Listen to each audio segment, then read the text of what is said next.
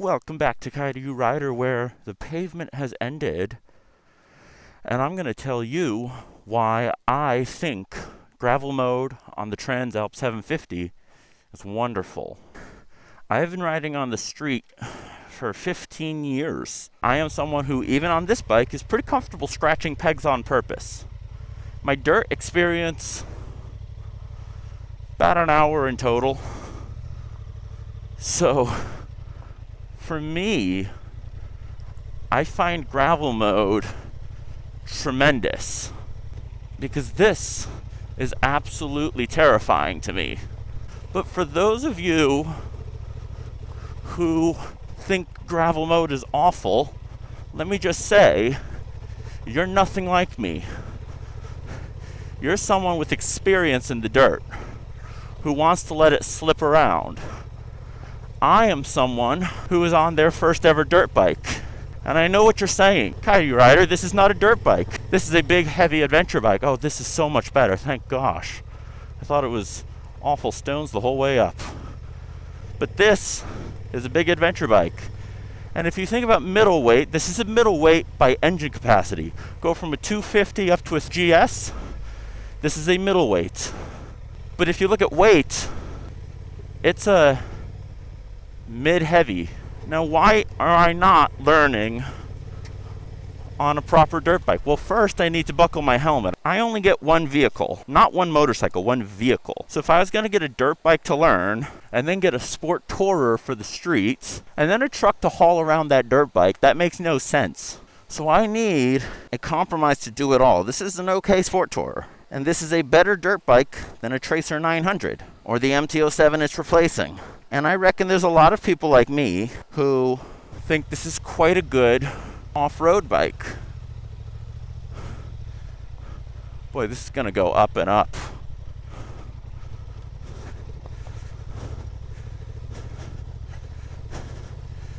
But all of you saying this is an invasive level of traction, I think this is a life-saving amount of traction. This is far from the easiest choice probably for the first ride. And I was actually going somewhere else when I saw this. So I think I'll turn around and keep this going in a downhill story.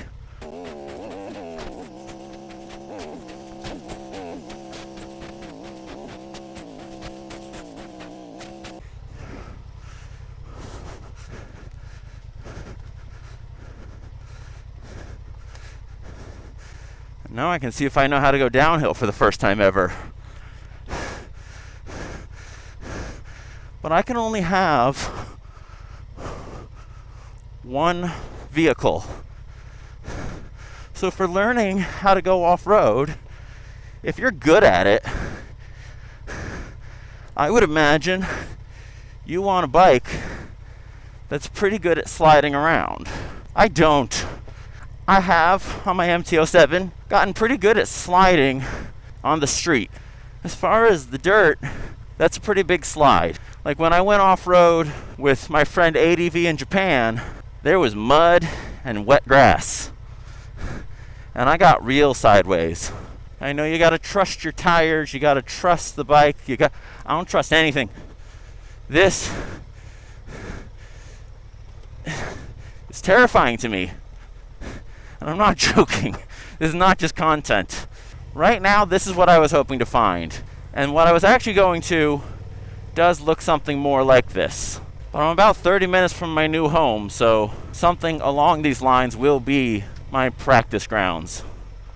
No, don't go in the grass. Don't go in the grass. No one likes grass. Grass is not your friend. The ABS, the rear locks up in off-road mode. So despite what I keep hearing, I can hear it locking up and sliding, and there's no ABS light flashing.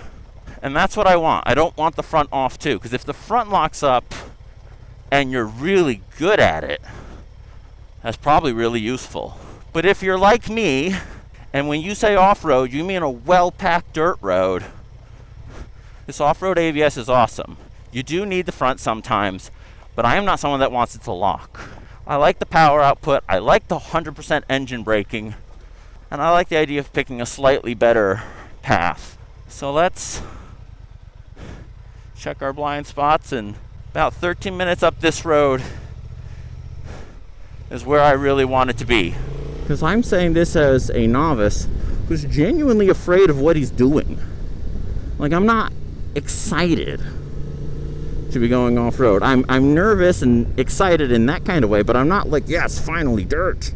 And I think that's who these kind of bikes are targeted for in reality.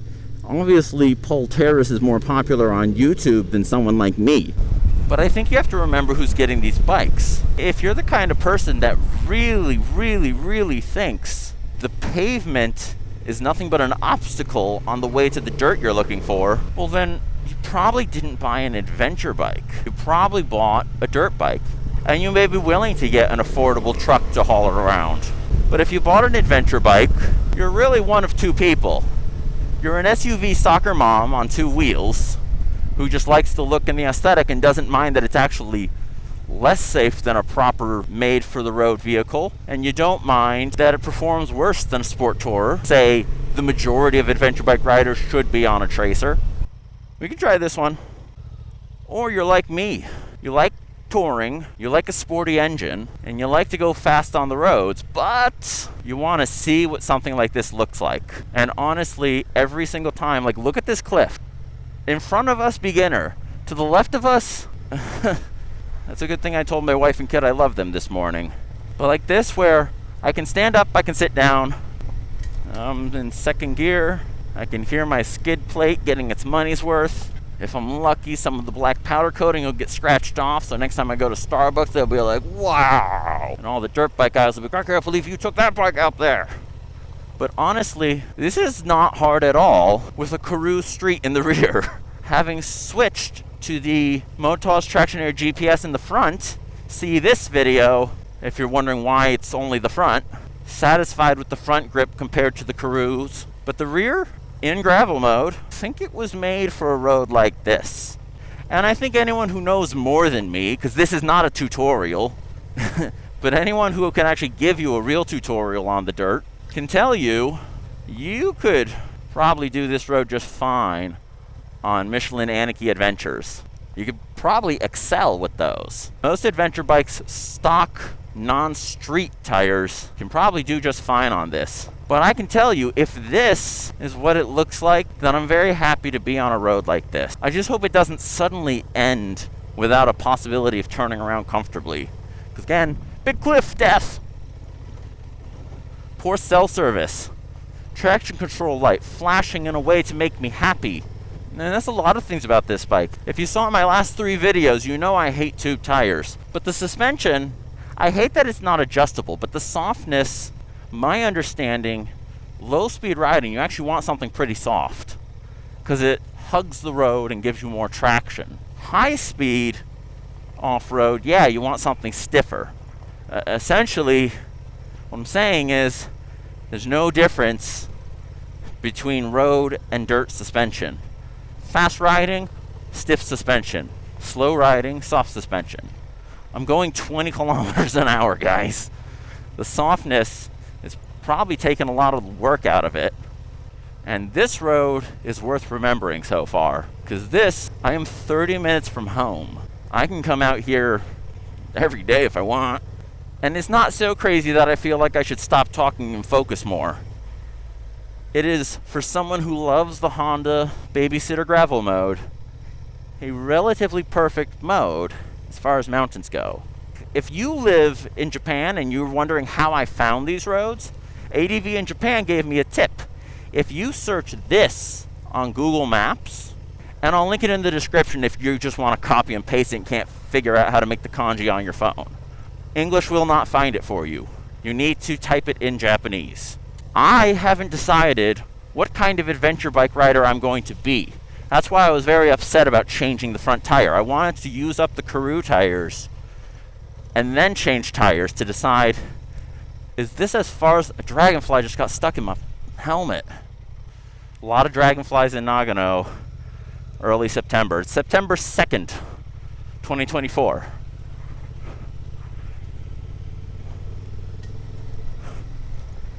But again, I didn't want to change the tires or the suspension or anything until I decided what kind of rider I want to be. because there's plenty of budget suspensions that'll do well for me on here. The stock suspension, it's enough on the street, but again, I'm coming off of sport bikes and dragging pegs. To return to what I was previously saying, every dirt road in Japan is expert.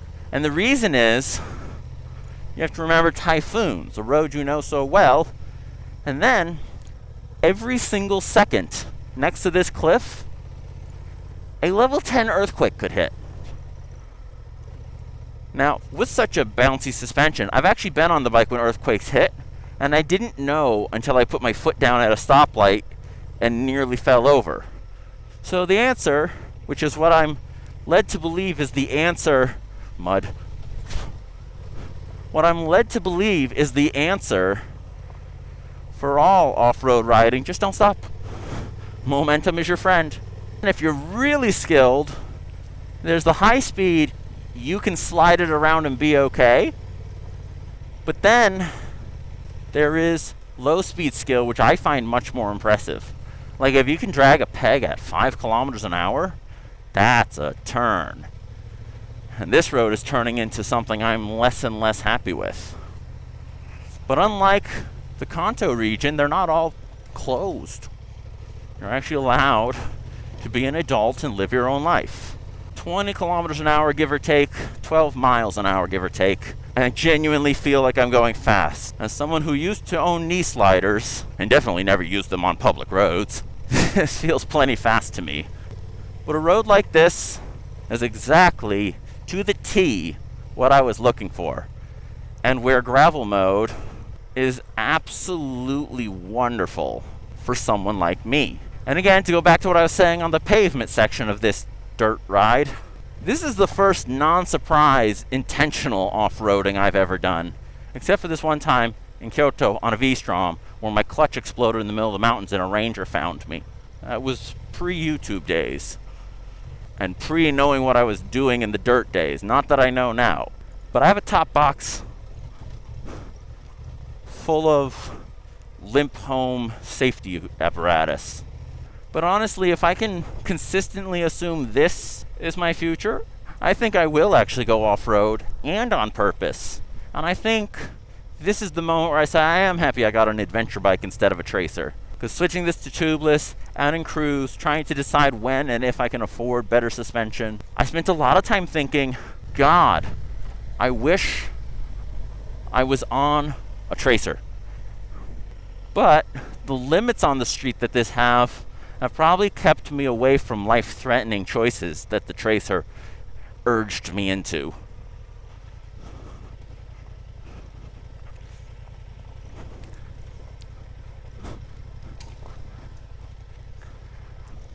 Stay away from the cliff.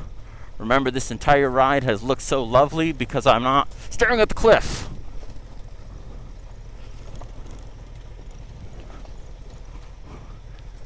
And by the way, I said earlier that wasn't the road I was looking for, let's find something else. Still not the road I'm looking for. Another great thing about Honda, it's 23 degrees up here, a little humid because as you can see, it rained recently. It's late summer, but it's late summer in Japan. I can hear the fan. If I'm brave enough to look down, it's almost 100 degrees Celsius. That's boiling. Well, there was a big slide. Probably small on camera. Big for someone like me. I've never felt hot on this bike. Like, I don't feel the heat. Even when the bike is clear. Leaves fall. You're going to be disgusting.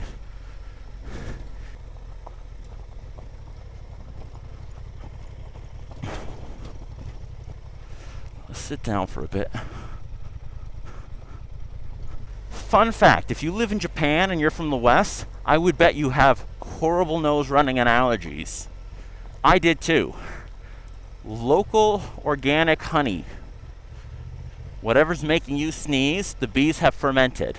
I've been doing that for 6 years. Every year, less nose running. I couldn't come up here when I first moved to Japan. I literally couldn't even walk this without a genuine exhaustion without a genuine, I cannot breathe. I don't even remember those days. This is a good spot to turn on my hazard lights and take a pee break. Off-road pegs are good. Mud. I am at this point thinking maybe I do like this off-road shenanigans. By the way, those are the Honda Rally pegs. I got them for free from a special event, so I went with them. So far, very happy. Less vibration than stock, significantly more grip. Just dragging the rear wheel down the road. There's no way I'm stopping here. I am sure someone's typing in the comments as I change modes so much. Electronics stop you from learning. I have said that, but it's not a 100% truth. It makes it safer to learn, granted slower. But when you're talking off-road learning how to ride, you're probably on a 25 horsepower 250. That weighs like 130 kilo. You are not on a 210 kilo, 91 horsepower machine. I mean, hell, the Tenere, no electronics, that's an absolute beast if you ham-fist it in a panic. And I'm sure I've had some panicked ham-fisting. I'm sure I could ramble on and on and on, but gravel mode. I am satisfied. I like it. I don't want less traction. I don't want front ABS turning off. Lock up the rear, back there, yes. Lock up the front, hell no. To the no, no, no, hell to the no. So, that's that. Feel free to disagree. There's nothing wrong with that. That is a hell of a passenger. When did I pick you up? Cool. There's also a spider on the handlebar. This is a two-seater. Excuse me, friends. But thank you for watching. This has been Kaidu Rider. Beware of bears. Here's another road with some drop-offs. And this is actually what I was looking for. I haven't decided if I'm willing. But thanks for watching.